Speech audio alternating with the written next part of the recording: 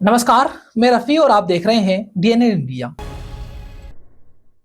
अजमेर की high security jail में jail प्रशासन की ओर से सोमवार को की गई सर्च के दौरान दो बंदियों के पास से मोबाइल, स्मार्ट वॉच और 2 सिम बरामद हुई। जेल प्रशासन की ओर से दोनों बंदियों के खिलाफ सिविल लाइन थाने में शिकायत दर्ज कराई गई है। अजमेर की हाई सिक्योरिटी जेल में जेल प्रशासन की ओर से सोमवार को किए गए सर्च के दौरान दो बंदियों के पास मोबाइल, स्मार्ट वॉच और 2 सिम बरामद हुई। जेल प्रशासन की ओर से दोनों बंदियों के खिलाफ सिविल लाइन थाने में शिकायत दी गई है। सिविल लाइन थाना पुलिस ने मुकदमा दर्ज कर जांच शुरू कर दी है। जानकारी के अनुसार हाई सिक्योरिटी जेल में सोमवार को आकस्मिक तलाशी ली गई। जेल के वार्ड नंबर 1 के ब्लॉक नंबर 3 की सेल नंबर 5 में तलाशी के दौरान जेल स्टाफ को स्मार्ट वॉच, सिम सहित बरामद हुई, जिसमें जिला रोहतक हरियाणा निवासी बंदी मोनू उर्फ सूखा मौजूद था। इसके साथ ही इसी ब्लॉक के सेल नंबर 6 में बंद जिला हिसार हरियाणा निवासी उधम सिंह पुत्र राजकुमार के शौचालय की दीवार के अंदर एक कीपैड मोबाइल सिम सहित बरामद हुआ। जेल स्टाफ की ओर से जेल अधीक्षक आर अंतेश्वर को मामले की जानकारी दी गई। जेल प्रशासन इलेक्ट्रॉनिक सामान को जब्त करके मामले की शिकायत सिविल लाइन थाने में दी। दोनों बंदियों के खिलाफ सिविल लाइन थाने में मुकदमा दर्ज किया गया, जहां पुलिस ने मुकदमा दर्ज कर जांच शुरू कर दी है। श्री खेतपाल सिंह जी ने सन ऑफ श्री दान सिंह जी ने जो सुरक्षा कारागृह में जेल पैरी है, उन्होंने सील्ड पैकेट सहित प्रार्थना पत्र दिया है मुकदमा दर्ज करने के लिए, जो अपराध धारा 42 कारागार अधिनियम के तहत दर्ज करके अनुसंधान जारी है। जी, क्या क्या प्राप्त मिला है इनसे मिला है, एक तो सुरक्षा कारागार में एक बंदी निरुद्ध है, एक तो है बंदी मोनू उर्फ सुका पुत्र लखन। उनसे तो मिला है एक स्मार्ट वॉच मिली है काले रंग की जी। और एक दूसरा बंदी है दूसरे बैरक में उधम सिंह पुत्र राजकुमार, उससे एक एयरटेल कंपनी की सिम मिली है 5। अजमेर शहर की व्यवस्थाओं को देखते हुए नगर निगम की ओर से अवैध व अस्थायी अतिक्रमणियों पर कार्यवाही की गई। नगर निगम ने नई आना सागर चौपाटी के पास के चौराहा जेएलएन हॉस्पिटल व बजरंगगढ़ चौराहे के आसपास अस्थायी अतिक्रमणों पर कार्यवाही की। अजमेर शहर की व्यवस्थाओं को देखते हुए नगर निगम की अवैध व अस्थायी अतिक्रमणियों पर कार्यवाही की गई। नगर निगम ने नई आना सागर चौपाटी के पास के चौराहे जेएलएन हॉस्पिटल व बजरंगगढ़ चौराहे के आसपास अस्थायी अतिक्रमणियों पर कार्यवाही की, जिसके तहत अवैध आसपास के ठेलों को हटवाया गया और व्यवस्था सुव्यवस्थित की गई। नगर निगम के अधिकारियों ने बताया कि शहर की व्यवस्थाओं को देखते हुए नगर निगम लगातार कार्यवाही करते आ रहा है। नगर निगम के अधिकारियों ने बताया कि शहर की व्यवस्थाओं को देखते हुए नगर निगम लगातार कार्यवाही करता आ रहा है। इसी के मद्देनजर आज मित्तल चौपाटी, जेएलएन हॉस्पिटल व बजरंगगढ़ चौराहे के आसपास कार्यवाही की गई। वहीं बताया गया कि आगे की कार्यवाही करते हुए शास्त्री नगर व शहर के अन्य स्थानों पर कार्यवाही की जाएगी। शहर की व्यवस्थाओं को देखते हुए अस्थायी अतिक्रमण जो हो रखा था उसको हटाया गया है। पहले हमने मित्तल चौपाटी और ये व्यवस्थित कराई है, उसके बाद में अभी जेएलएन हॉस्पिटल के यहाँ पर और बजरंगगढ़ चौराहा ये व्यवस्थित करवा रहे हैं। अभी शास्त्री नगर का रूट लेंगे और उसके बाद और भी काफी रूट्स हमको लेंगे। अजमेर में नाबालिग लड़की से यूपी निवासी युवक की ओर से शादी करने के प्रयास का मामला सामने आया है। पूरा मामला तब सामने आया जब दोनों कलेक्ट्रेट में शादी के कागजात तैयार कराने पहुंचे। बाद में हिंदू संगठनों को मामले की जानकारी हुई, जिस पर नाबालिग की मां की ओर से सिविल लाइन थाने में शिकायत दर्ज कराई गई। अजमेर में नाबालिग लड़की से समुदाय विशेष के यूपी निवासी युवक की ओर से शादी करने के प्रयास करने का मामला सामने आया है। पूरा मामला तब सामने आया जब दोनों कलेक्ट्रेट में शादी के कागजात तैयार करने पहुंचे। बाद में हिंदूवादी संगठनों को मामले की जानकारी हुई और वह वहां पर पहुंचे तो युवक वहां से भाग गया। उसे तलाश किया गया लेकिन वह नहीं मिला। लड़की के परिजन व संगठन के कार्यकर्ता एसपी ऑफिस पहुंचे, लेकिन अधिकारी राज्यपाल विजिट में व्यस्त थे। ऐसे में बाद में सभी सिविल लाइन थाना पहुंचे। मां ने बताया कि यूपी का युवक उनकी 15 साल की नाबालिग बेटी को बहला फुसलाकर उसके साथ शादी करने के लिए कलेक्ट्रेट आया। विश्व हिंदू परिषद के सह प्रांत मंत्री शशि प्रकाश इंदौरिया ने बताया कि दोपहर 12 बजे करीब सूचना मिली कि 15 साल की नाबालिग लड़की से एक समुदाय विशेष का युवक शादी करने पर उतारू है और कागजात तैयार करवाने को कह रहा है। इस पर हम लोग वहां पर पहुंचे और देखा कि कब्जा बुड़ाना मुजफ्फरनगर यूपी निवासी मोहम्मद दिलदार ने एक स्टाम्प तैयार करवाया और उसमें लिखा कि वह लड़की से शादी कर रहा है और उसे किसी तरह से परेशान नहीं करेगा। इसके बाद जब युवक से पूछताछ की और उसके साथ आए लोग झगड़े पर उतारू हो गए। इसके बाद लड़की की मां को बुलाया गया, अन्य लोग भी बीच बचाव के लिए आ गए। इसी बीच वह अपने साथियों के साथ वहां से भाग निकला। इसके बाद एसपी ऑफिस पहुंचे लेकिन एसपी नहीं मिले। इसके बाद सिविल लाइन थाने पहुंचे और मां की ओर से शिकायत दी जा रही है। पुलिस से लड़के को गिरफ्तार करने की मांग भी हिंदूवादी संगठनों की ओर से की जा रही है। दोनों जने की हमारे को लिख के दो, हम शादी करेंगे। तो इसके वहाँ पे मेरा डिवोर्स हो रहा था। आज मैं सुबह डिवोर्स के हिसाब से आई थी पेपर वगैरह साइन करवाने के लिए।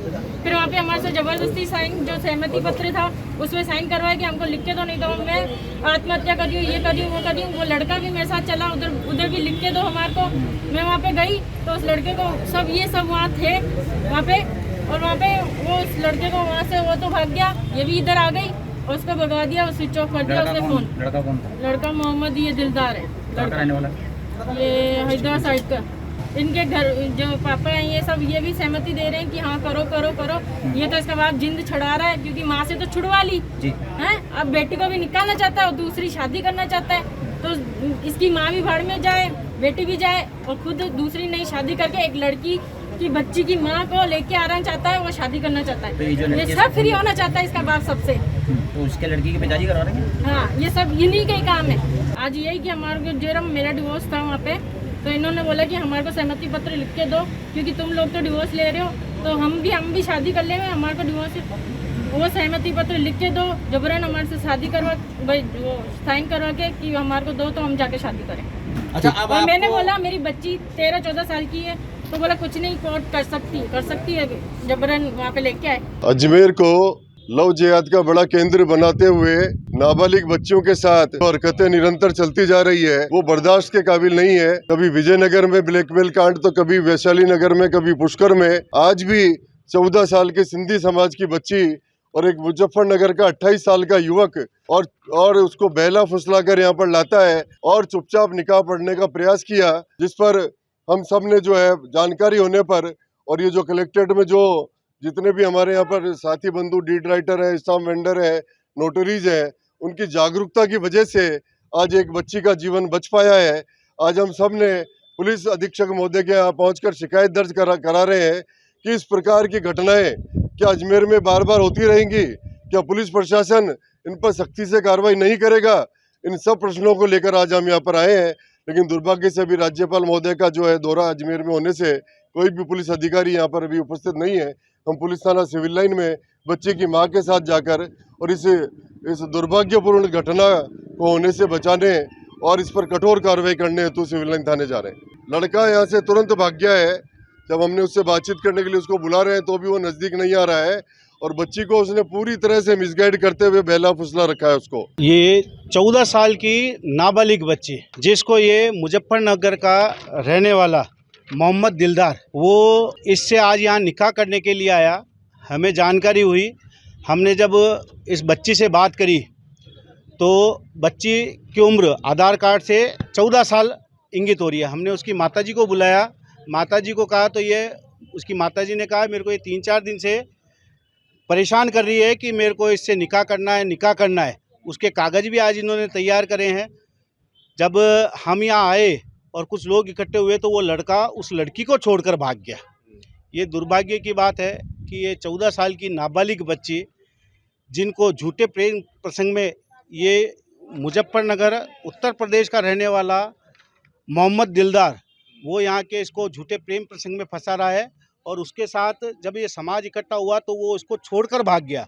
वो उसको फ़ोन करके बुला रही है तो भी वो नहीं आ रहा। और उनकी माताजी को हमने ये विषय बताया, उसकी माताजी ये विषय जानती थी। उसकी माताजी ने कहा मेरी बच्ची माइनर है, मैं आपके साथ हूँ, मैं इसकी पुलिस थाने में रिपोर्ट दर्ज कराऊंगी। क्या लव जिहाद का मामला है? बिल्कुल लव जिहाद का मामला है। उत्तर प्रदेश मुजफ्फरनगर का रहने वाला, यहाँ 28 साल उसकी उम्र है, लड़की की 14 साल उम्र है। 28 साल का अंतर उम्र में, धर्म से मुस्लिम है, बिना कोई धर्मांतरण की गतिविधियां यहाँ चल रही है, जिनमें शय है, स्टाम्प पर धर्म परिवर्तन हो रहे हैं, निकाहनामा स्टाम्प पर हो रहा है और उस लड़की को आज लेके जाएगा यूपी में, कहाँ छोड़ेगा पता नहीं। समाज के लिए विडंबना का विषय है। आज इस बच्ची की माताजी तैयार हुई हैं, इनके अभी एसपी साहब के यहाँ रिपोर्ट दर्ज कराने आए हैं। आज चूंकि एसपी साहब नहीं है तो सिविल लाइन थाने में इस बात यहाँ रुकते हैं एक छोटे से ब्रेक के लिए, जल्द हाजिर होंगे खबरों के नए सफर के साथ। कैंसर बीमारी ही ऐसी है, चिंता तो होगी ना। लेकिन अब अपनी चिंता को बदलो विश्वास में, क्योंकि आदिनाथ कैंसर मेडिसिटी में है रेडियोथेरेपी, कीमोथेरेपी और कैंसर सर्जरी के उपचार के साथ आधुनिक सुविधाएं भी। विजिट करें आदिनाथ कैंसर मेडिसिटी एट चाची आवास Ajmer.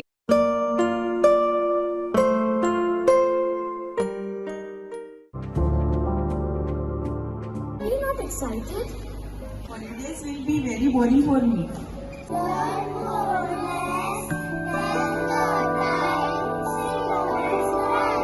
And opt for using black rice and sugar.